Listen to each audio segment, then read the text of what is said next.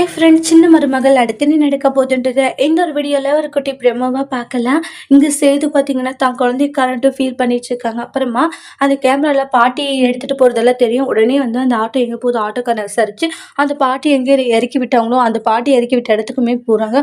பாட்டியை கையும் களமாக சேது பிடிச்சிட்டு அந்த பாட்டிக்கிட்ட வந்து ஒழுங்கு மரியாதையாக வந்து என் குழந்தைங்கிறத சொல்லுங்கள், இல்லைன்னா நீங்கள் காலம் ஃபுல்லாக ஜெயிலில் இருக்கிற மாதிரி இருக்கும்னு சொல்லிட்டு போலீஸை கூட்டிகிட்டு போயிட்டு சேதுவும் ராஜாங்கம் கருப்பு இவங்க எல்லாரும் போய் விசாரிக்கிறாங்க.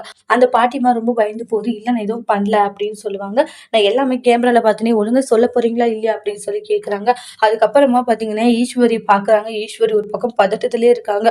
அது வந்துன்றாங்க, ஒழுங்கா உண்மையை சொல்ல போறீங்களா இல்லையா அப்படின்னு சொல்லி கேட்கவும், உங்க வீட்ல இருக்கவங்க தான் இதை பண்ண சொன்னாங்கன்றாங்க. எங்க வீட்ல இருக்கவங்களா யார் பண்ண சொன்னாங்க அப்படின்றாங்க. உடனே ஈஸ்வரி காட்டி கொடுத்துருவாங்க. இந்த அம்மா தான் வந்து குழந்தைய எடுத்துட்டு போய் இந்த மாதிரி பண்ண சொல்லிச்சு அப்படின்ட்டு ஈஸ்வரியும் ஐஸ்வர்யாவும் கை காமிச்சிருவாங்க. அதை பார்த்துட்டு ரொம்பவே ஷாக் ஆகுறாங்க எல்லாரும். உடனே சின்னம்மா அப்படின்னு சொல்லிட்டு சேது கத்துறாங்க. இல்ல சேது, இவங்க போய் சொல்லிட்டு இருக்காங்க, நான் போய் அப்படி பண்ணுவேனா அப்படின்றாங்க. இவங்க சொல்லிதான் பண்ணன்றாங்க. அடுத்து சேது ஈஸ்வரியும் ஐஸ்வர்யாவும் என்ன செய்ய போறாங்கன்னு வெயிட் பண்ணி பார்க்கலாம். தேங்க்யூ.